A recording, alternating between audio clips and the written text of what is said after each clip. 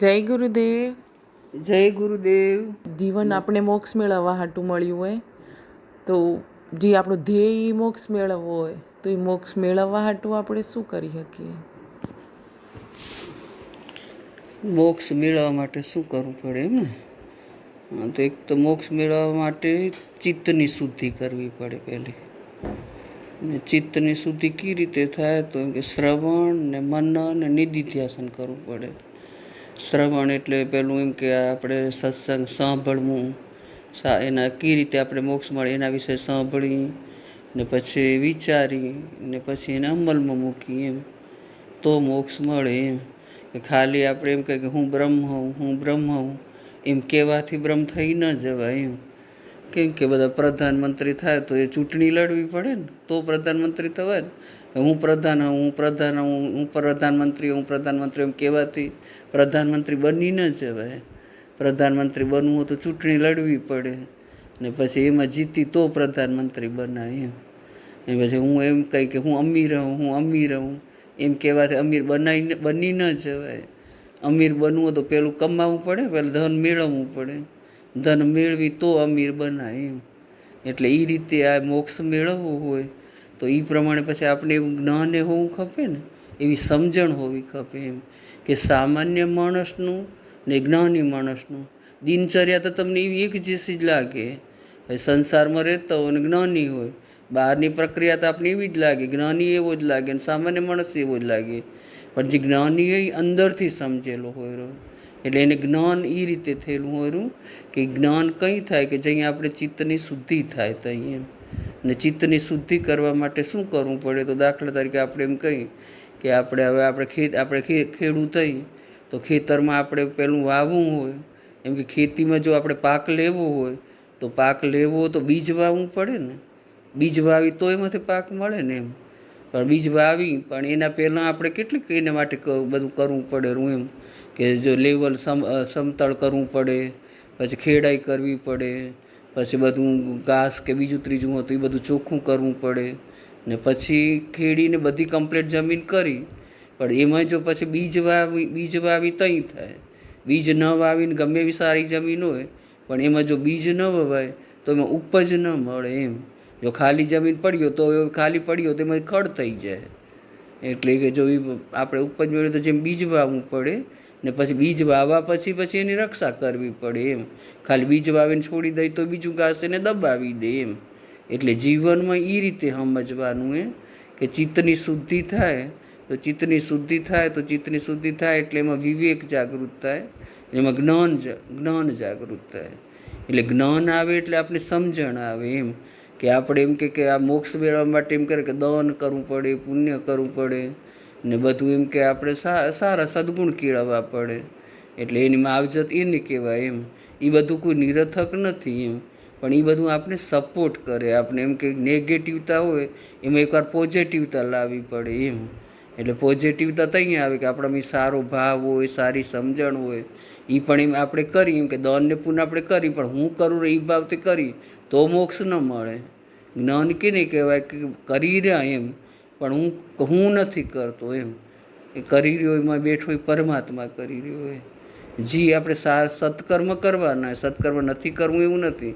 સત્કર્મ કરતું જવાનું પણ એમાં એવો વિવેક રાખવાનો કે કરી રહ્યો અંદર બેઠો એ પરમાત્મા કરી રહ્યો, હું નથી કરી રહ્યો. કરી રહ્યો પરમાત્મા કરી રહ્યો હોય.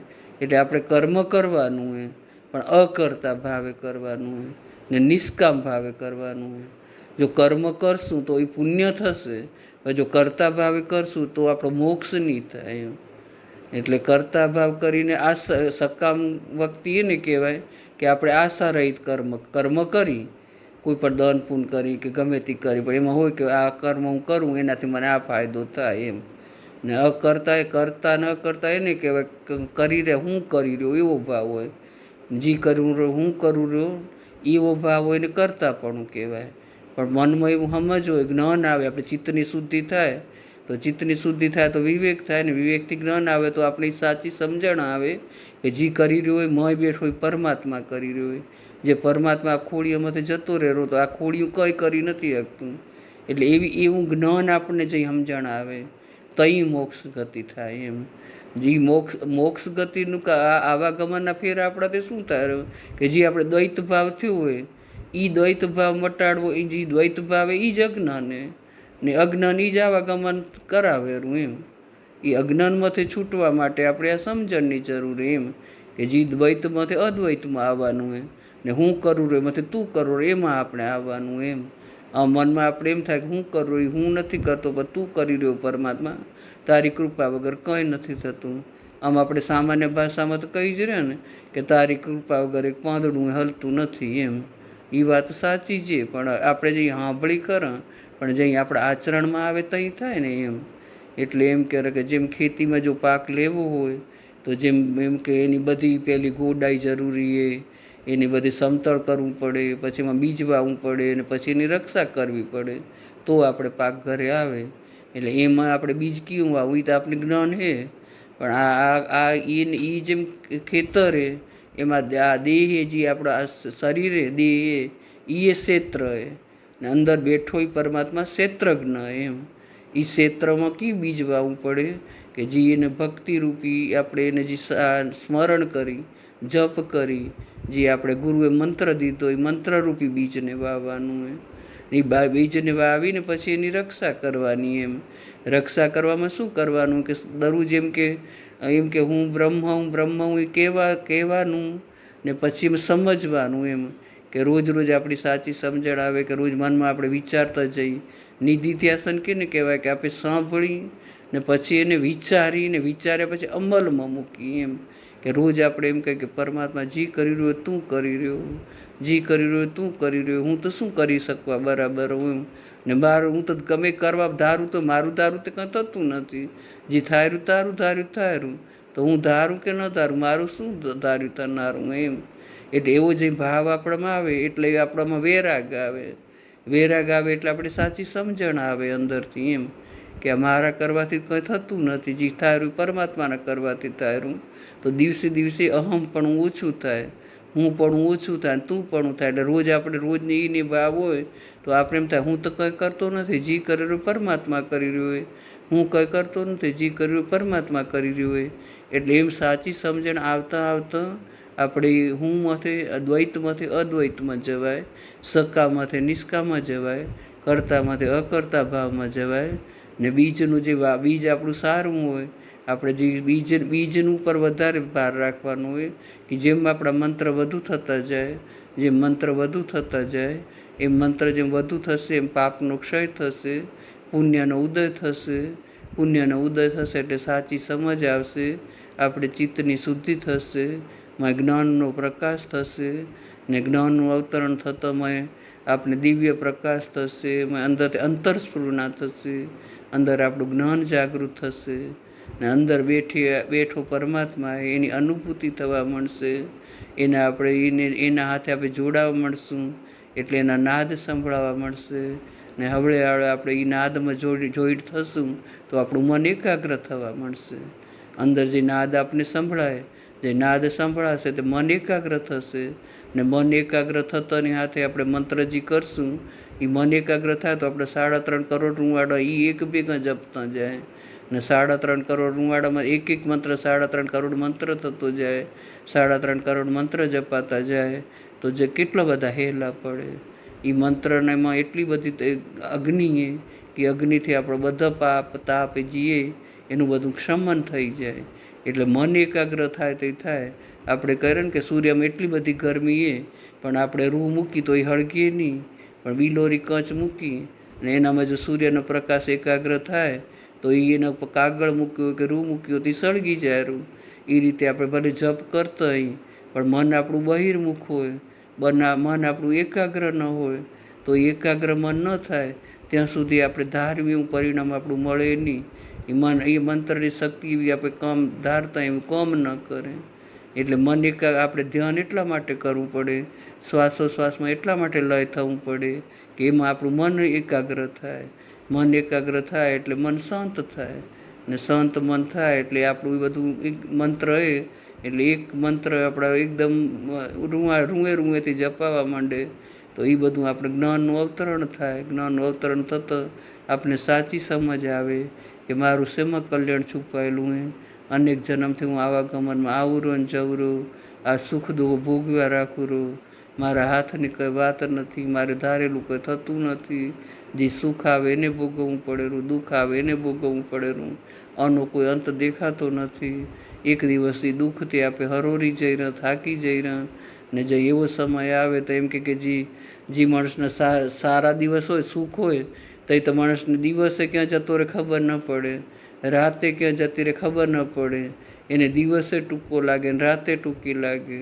પણ જે દુઃખ જે ઉદયમાં આવે, જ્યાં આપણું પાપ ઉદયમાં આવે, તો આપણે એ દિવસ કેવા કઠિન લાગે. એક એક દિવસ જેને વરસ જેવો લાગે. ની જે માદા માણસ હોય ને રાત કે ને રાત કેવી વર જેવી લાગે રહી એમ કે. એટલે એમ કરે એ પાપનું તાપ એ તાપ આ સંસારમાં જ્યાં સુધી આવશું ત્યાં સુધી એ દુઃખ આપણે સતાયા કરશે. એ આપણે ખબર ને દુઃખ આવે તો આપણે દિવસે કેટલો લાંબો લાગેલો, રાતે કેટલી લાંબી લાગેલી. ને જે દુઃખનું જે પ્રારબ્ધ જે એના ઉદયમાં આવેલું, તો આપણે કેટલા બધા એને આગળ લાચાર બની જઈ રહ્યા. કંઈ આપણે સૂઝતું નથી. આ કે હા આપણે હમું નાખી તો ઊંધું થાય, આપણું ધારેલું કંઈ સફળ ન થાય. એટલે એ બધું પ્રારબ્ધ કર્મને લીધે થાય. ને આપણે થાકી જઈ, આપણે હિંમત હારી જઈ, ને પછી આપણે હિંમત હારી જઈને આપણે મનથી કમજોર બની જઈ તો આપણે મોક્ષ ગતિનો પછી માર્ગ પૂજે નહીં. ને આપણે નિરાશ થઈ જઈ, ભયવાળા થઈ જઈ. એટલે એમાં આપણે સમજણ નથી પડતી ને એમાં આપણું જીવન, આ અમૂલ્ય જીવન મળ્યું એમાં વેડફાઈ જાય. એટલે પહેલથી થોડી આપણે સમજણ રાખતા જઈ, સારું જ્ઞાન મેળવતા જઈ, જીવનમાં ઉતારતા જઈ ધીમે ધીમે ધીમે. કે આવાગમનના ચક્કરમાંથી મારે એક દિવસ છૂટવું હોય, મારે આ જન્મ આ મનુષ્ય અવતાર પરમાત્માએ દીધો હોય તો એને મારે આ જન્મ જ મોક્ષ ગતિ મેળવી લેવી. એવી જે જો મનમાં ભાવ હોય, એવો જો ધ્યેય હોય, આવો એવો દ્રઢ નિશ્ચય હોય, તો આપણે અંદર જો ભાવ હોય તો એક દિવસ ધીમે ધીમે ધીમે આપણે એ તરફ આપણે જતા. જેવો ભાવ હશે મન, જેવું આપણું મન હશે, ભાવ હશે મન એ તરફ આપણે લઈ જશે. એટલે એના માટે આપણે શું પ્રયત્ન કરવો પડે, તો આપણે તો બીજું શું કરીએ કે પણ શાંત મન થાય એના માટે શ્વાસોશ્વાસમાં લય થવાનું, કે મન એકાગ્ર કરવું તો આજ્ઞા ચક્રમાં મનને સ્થિર કરવાનું, મન ધીરે ધીરે એકાગ્ર કરવાનું, બને એટલા વધારે જપ કરવાના. થોડુંક મૌન એટલે એમ કે આંખનું આપણે તપે, કાનનું તપે, જીભનું તપે. એટલે આંખથી બને ત્યાંથી સારું જોઈ, કાનથી બને એવું સારું સાંભળી, જીભથી બને એટલું સારું બોલી, જેમ બને એટલા મંત્ર વધુ કરી. બીજા કેને કે આપણે ઉપયોગી થતા જઈએ તો એ બધું સપોર્ટ કરે આપણે જીવનમાં. એ રીતે જો આપણે મોક્ષ ગતિ મેળવવી હોય તો આપણે આ રીતે આપણે એ માર્ગે ચાલી તો મોક્ષ ગતિ મેળવાય. હું બ્રહ્મ હું એમ કહેવાથી બ્રહ્મ ન થઈ જવાય, પણ એના માટે થોડુંક વિચારવું પડે. ને જીવનમાં આપણું કલ્યાણ કરવું હોય તો આપણે તો કાંઈક પરમાત્માને મેળવવું હોય, અનેક જન્મોના આવાગમનના ફેરા મટાવવા. એટલે થોડી આપણે એમાં સિરિયસતા કરતું જવું પડે. એનામાં આપણે રસ રાખવો પડે. હું કંઈ નથી, જે કરી રહ્યો પરમાત્મા કરી રહ્યો, પરમાત્મા કરી રહ્યો એ ભાવમાં દરરોજ જવું પડે, કોશિશ કરવી પડે. એટલે એમ કરે કે એમાં બીજ વાવી તો બીજ સારું હોય તો ઉપજ આપણી સારી થાય.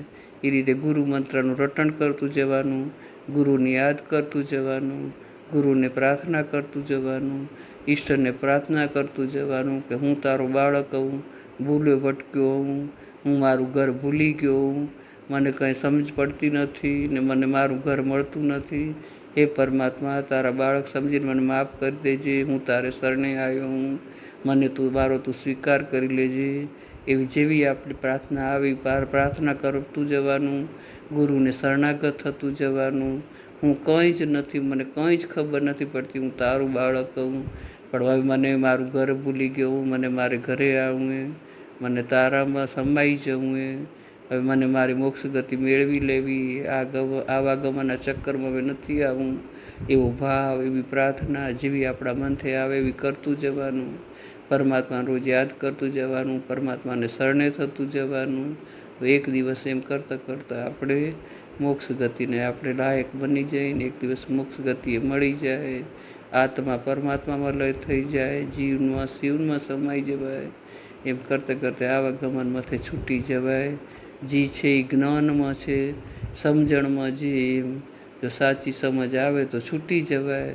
નકર તો અનેક જન્મોથી આપણે આવી રન ફરી પાછા ચક્કરમાં પડશું તો 84 લાખ જન્મ જે બીજા મળશે એમાં ક્યાંય આપણો ઉદ્ધાર થનારો નથી. જે ઉદ્ધાર થશે એ આ મનુષ્ય જેનું એવું દ્વારે એમ જ આપણે આપણું કલ્યાણ કરી શકીએ. એમાંય તો આવું અમૂલ્ય આપણે મનુષ્ય અવતાર મળ્યો હોય એ ફેરો ફોગટ ન જાય એવી સાચી સમજણ કેળવી, પરમાત્માને પ્રાર્થના કરતા જઈ ને એક દિવસ આપણું એમ કરતે પ્રાર્થના કરતા જઈ, જપ કરતા જઈ, સાચી સમજણ જો અંદર ઉતરી જાય તો એમ જ આપણો બેડો પાર થઈ જાય. જય ગુરુદેવ.